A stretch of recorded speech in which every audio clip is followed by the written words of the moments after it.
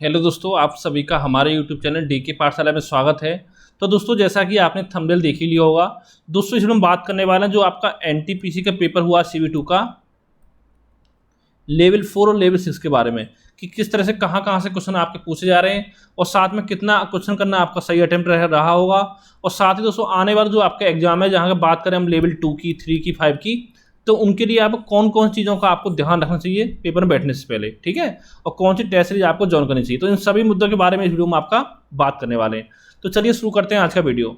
और दोस्तों पहले हम बात करते हैं मैथ की, कि मैथ में किस टॉपिक से कितने क्वेश्चन आपके एग्जाम में पूछे गए हैं और कितना आपका अच्छा अटेम्प्ट रहेगा। तो दोस्तों अगर मैथ की बात करें तो दोस्तों यहाँ पर सबसे पहले हम बात करते हैं मेंसुरेशन की।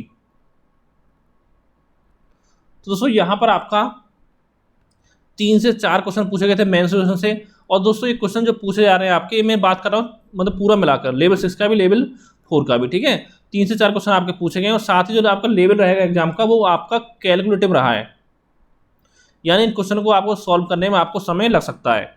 और इसका दोस्तों अगला हम बात करें SICI, तो यहाँ भी दोस्तों आपके 3 से 4 क्वेश्चन पूछे गए और ये भी आपके कैलकुलेटिव रहे हैं, यानी आपको इसको सॉल्व करोगे तो आपको सॉल्व करने में समय लगेगा।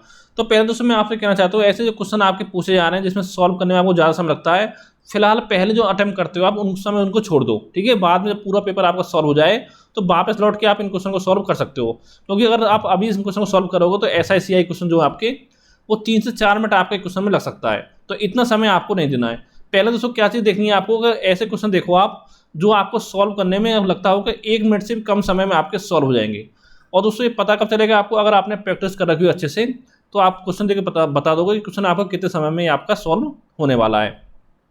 फिर आगे दोस्तों हम बात करते हैं, अगला आपका आता है रेशियो एंड प्रोपोर्शन, यानी कि अनुपात एंड समानुपात। तो दोस्तों यहाँ पर अगर बात की जाए आपका रेशियो एंड प्रोपोर्शन से जो क्वेश्चन आपके आ रहे हैं, यहाँ पे 1 से 2 क्वेश्चन पूछे जा रहे हैं। और साथ ही इसके बाद हम बात करते हैं आपका अगला आपका प्रॉफिट एंड लॉस। तो यहाँ भी दोस्तों 2 से 3 क्वेश्चन आपके पूछे जा रहे हैं और 2 से 3 क्वेश्चन आपके आ रहे हैं परसेंटेज से। तो यानी दोस्तों ये सारे चैप्टर आपको पढ़ने हैं, यहाँ पे छोड़ना नहीं है आपको, ठीक है। 2 से 3 क्वेश्चन यहाँ से आगे। और बात करें ट्रिग्नोमेट्री की, तो दोस्तों 2 से 3 क्वेश्चन आपके ट्रिग्नोमेट्री से पूछे जा रहे हैं, ये क्वेश्चन आपको ज़्यादा टफ नहीं आ रहे हैं। और बात किया ज्योमेट्री की, 3 से 4 क्वेश्चन आपके ज्योमेट्री से आ रहे हैं, जो कि दोस्तों लास्ट टाइम आपको याद होगा जब मेंस आपका 2017 में हुआ था, तो उस समय ज्योमेट्री से ज़्यादा क्वेश्चन आपके एग्जाम में नहीं पूछे गए थे, लेकिन इस बार आपके पूछे जा रहे हैं। और फिर 3 से 4 क्वेश्चन आपका आ रहे हैं सिंप्लीफिकेशन से, 3 से 4 क्वेश्चन। और 1 से 2 क्वेश्चन आपके आ रहे हैं नंबर सिस्टम से। और दोस्तों मेनली एक क्वेश्चन आपको नंबर सिस्टम में ऐसे आ रहा है जैसे कोई संख्या दे रखी है आपकी, कि संख्या में कितने से भाग चला जाए पूरा, जैसे कि आप संख्या दे रखी है 45, 120, इस तरह से। तो इस टाइप के यानी जो आपके विभाज्यता का नियम है उस पर क्वेश्चन आपके एग्जाम में पूछे जा रहे हैं। और अब बात करें एवरेज की, तो 1 से 2 क्वेश्चन आपके एवरेज से पूछे जा रहे हैं। TSD टाइप स्पीड से 2 से 3 क्वेश्चन आपके आ रहे हैं। और बात करें टाइम एंड वर्क की, तो 2 से 3 क्वेश्चन आपके टाइम एंड वर्क से आए। दोस्तों ये थोड़े क्वेश्चन आपके ले दिया रहे हैं टाइम एंड वर्क से, ठीक है। और 3 से 4 क्वेश्चन आपके आ रहे हैं DI से। तो दोस्तों ये पूरा मैंने बता दिया जो आपके मेन क्वेश्चन आपके एग्जाम पूछे जा रहे हैं। तो यहाँ पर दोस्तों आपको एक चीज़ ध्यान देना है, जो भी क्वेश्चन दोस्तों आपके मेंसुरेशन के हैं और साथ में आपके SICI के हैं, इन क्वेश्चनों को आप बाद में अटेम्प्ट करें, पहले आप अटेम्प्ट ना करें। अगर ये मान चलो आपने अगर 25 से 30 क्वेश्चन आपने मैथ में अटेम्प्ट कर लिए तो आपका अच्छा अटेम्प्ट ये मान चलो हो रहा है, ठीक है। अगर आपने 28-30 क्वेश्चन के आसपास मैथ में अटेम्प्ट कर लिए तो अच्छा अटेम्प्ट आपका है, ठीक है। इतना आपको करना है मैथ में। फिर दोस्तों दूसरी बात आती है आपकी, बात करते हैं GK GS की। तो यहाँ पर देखिए दोस्तों किस टॉपिक से आपके एग्जाम क्वेश्चन पूछे जा रहे हैं। तो पहले दोस्तों हम बात करते हैं करंट अफेयर की। तो यहाँ पर दोस्तों आपके 8 से 9 क्वेश्चन करंट अफेयर से आ रहे हैं। जो मेन फोकस हो रहा है आपका, जैसे कि दोस्तों जो आपके ओलंपिक हुए थे, ओलंपिक पैरालंपिक, यहाँ से क्वेश्चन आपका बन रहा है, ठीक है। बुक्स एंड ऑथर से क्वेश्चन आपका बन रहा है। और साथ में जो भी आपके अवार्ड वगैरह हैं उनसे क्वेश्चन बन रहे हैं। और जो भी आपकी नियुक्ति वगैरह हुई है उनसे क्वेश्चन आपके पूछे जा रहे हैं। और दोस्तों मेनली जो करंट अफेयर आपका आ रहा है वो 2021 का पूछा जा रहा है, ठीक है। एक दो क्वेश्चन आपको 2022 का भी आ रहा है, लेकिन ज़्यादातर क्वेश्चन जो आपके आ रहे हैं वो आपके 2021 से पूछे जा रहे हैं। फिर दोस्तों हम बात करते हैं आपका इतिहास की, यानी कि हिस्ट्री। तो यहाँ पर दोस्तों 3 से 4 क्वेश्चन आपके हिस्ट्री में पूछे जा रहे हैं। पॉलिटी की बात की जाए तो दोस्तों पॉलिटी में भी आपके 4 क्वेश्चन के आसपास पूछे जा रहे हैं। दोस्तों मेनली यहाँ पर फोकस करना है आपको, देखिए जो आर्टिकल पढ़ने कि कौन से अनुच्छेद में क्या है आपका, और साथ में संविधान संशोधन, तो ये इन दोनों टॉपिक से आपके एग्जाम में क्वेश्चन पूछे जा रहे हैं। फिर दोस्तों इसके बाद हम बात करें आपका साइंस की। तो दोस्तों साइंस से भी आपके 10 से 12 क्वेश्चन पूछे जा रहे हैं। जो मेन दोस्तों फोकस आपका हो रहा है साइंस में, वो आपका हो रहा है बायोलॉजी पर, यानी सबसे ज़्यादा क्वेश्चन आपके बायोलॉजी से पूछे जा रहे हैं। ठीक है, जिसमें आपके विटामिन वगैरह हो गए, मानव तंत्र वगैरह हो गए, ये क्वेश्चन बन रहे हैं। और दोस्तों 1-2 क्वेश्चन आपको केमिस्ट्री से भी आ रहा है, और 2 से 3 क्वेश्चन आपके आ रहे हैं फिजिक्स से। केमिस्ट्री दोस्तों एक क्वेश्चन आपको बनना है पीरियोडिक टेबल जो आपकी, उस पर आपके क्वेश्चन पूछे जा रहे हैं। ठीक है, जैसे आपको दे दिया कि आपको 30 जोन क्रमांक किसका है, आपका परमाणु क्रमांक जिंक का है, इस तरह से आप क्वेश्चन एग्जाम में आपके पूछे जा रहे हैं। ठीक है, साइंस की बात हो गई। अब दोस्तों हम बात करें इकोनॉमी की। तो दोस्तों 4 से 5 क्वेश्चन आपके इकोनॉमिक्स से पूछे जा रहे हैं। और दोस्तों यहाँ पर मेनली फोर्स किया जा रहा है आपका जो भी आपके फुल फॉर्म वगैरह होते हैं, जैसे एमएसपी की फुल फॉर्म पूछ लिया आपसे। ठीक है, इस टाइप क्वेश्चन आपके पूछे जा रहे हैं, फुल फॉर्म वगैरह। और छठा दोस्तों इसके बाद हम बात करते हैं कंप्यूटर। तो यहाँ भी दोस्तों आपके 3 से 4 क्वेश्चन एग्जाम में पूछे जा रहे हैं, जहाँ पर लगभग 2 क्वेश्चन आपके आ रहे हैं फुल फॉर्म से, कि कोई फुल फॉर्म दे देगा आपसे, पूछा गया इसकी फुल फॉर्म, इसके 4 ऑप्शन दे रखें क्या फुल फॉर्म है। ठीक है, और एक क्वेश्चन दोस्तों मेनली आपका आ रहा है एमएस एक्सेल से, एमएस वर्ड वगैरह से, इसकी शॉर्ट की वगैरह के बारे में। ठीक है, तो ये कंप्यूटर की आपको 3 से क्वेश्चन आ रहे हैं। और साथ में बात की जाए आपका स्टैटिक जीके की, यहाँ से दोस्तों आपके 8 से 10 क्वेश्चन एग्जाम में पूछे जा रहे हैं, जैसे कि आपको डांस वगैरह हो गए। ठीक है, और चीज़ें आपकी इसके दोस्तों अगर हम बात करें आपको ज्योग्राफी से, जियो से, तो दोस्तों यहाँ से आप बात करें 4 से 5 क्वेश्चन आपके ज्योग्राफी से पूछे जा रहे हैं। तो दोस्तों इन सब चीज़ों पर आपका फोकस करना है, और दोस्तों अच्छे से आपको पढ़ाई करनी होगी अगर आपका लेवल 2, 3 या 5 में आपका एग्जाम है। अगर दोस्तों ये मांग चलिए, अगर जीके जीएस में आपने 30 क्वेश्चन के आसपास अटैम्प्ट कर दिए तो बहुत अच्छा आपका अटैम्प्ट है। ठीक है, जीके जीएस में। और इसके दोस्तों अगला हम बात करते हैं आपका रीजनिंग के बारे में, कि रीजनिंग में आपको क्या करना है। तो दोस्तों यहाँ पर दोस्तों सबसे पहले हम बात करें कोडिंग डिकोडिंग की। तो दोस्तों कोडिंग डिकोडिंग में आपसे 3 से 4 क्वेश्चन आपके एग्जाम पूछे जा रहे हैं, इनको आप आराम से कर सकते हो, ज़्यादा टफ क्वेश्चन आपके नहीं है। अगला दोस्तों आपका है वेन डायग्राम। तो दोस्तों 2 से 3 क्वेश्चन आपके वेन डायग्राम से आ रहे हैं। और दोस्तों सबसे जो मेन चीज़ आपको ध्यान देना है दोस्तों, वो देना है आपका सिटिंग अरेंजमेंट पर, सिटिंग अरेंजमेंट, और साथ में जो आपकी पजल्स हैं। ठीक है, क्यों दोस्तों इनसे मिलाकर आपके 5 से 6 क्वेश्चन कम से कम एग्जाम में पूछे जा रहे हैं। और दोस्तों बहुत ही लेंथी क्वेश्चन आपके पूछे जा रहे हैं।